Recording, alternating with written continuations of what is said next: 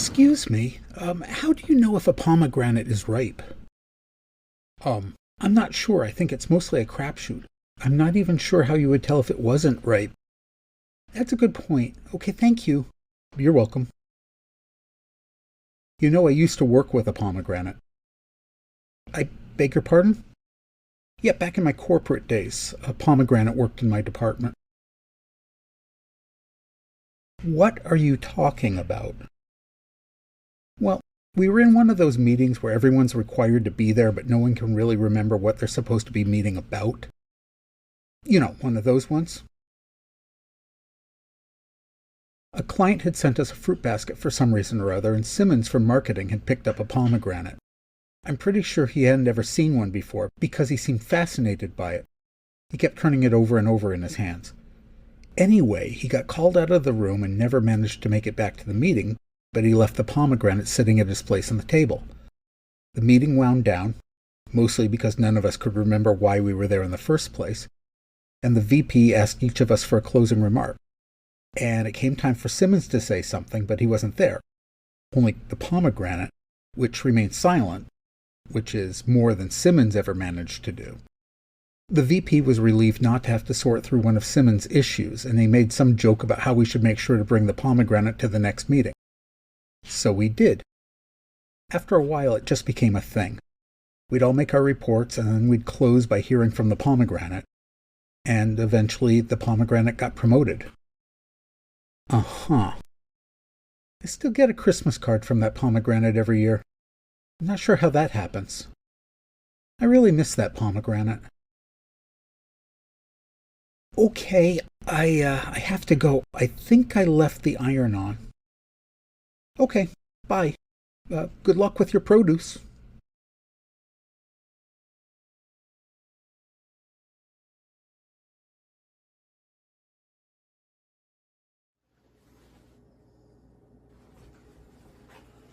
There are any number of cocktails that call themselves martinis, but they're not really martinis. They're not made with gin and vermouth. They're made with any number of other ingredients, but they're served in a martini glass. So it's easy to call this a pomegranate martini.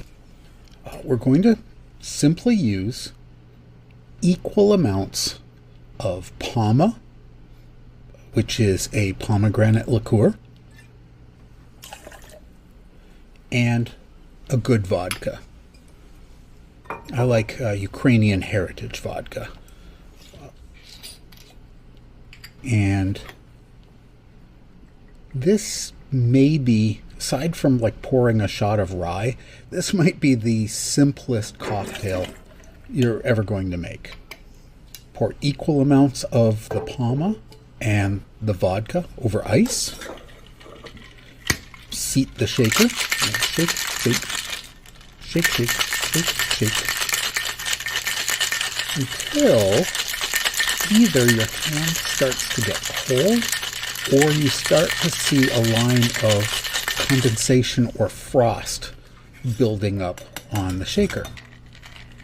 And then just strain it into a cocktail glass, into a martini glass.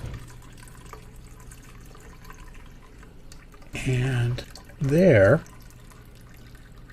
we go. Getting every drop I can out of there. And the lady at the liquor store that sold me my first bottle of Poma described it as tart. And I think that's, oh, that is so good. She described it as tart, and I think that, yeah, let's have a little bit more. She described it as tart, and I think that is probably the best description. It's not sour. There's some sweetness, but this is a very good martini.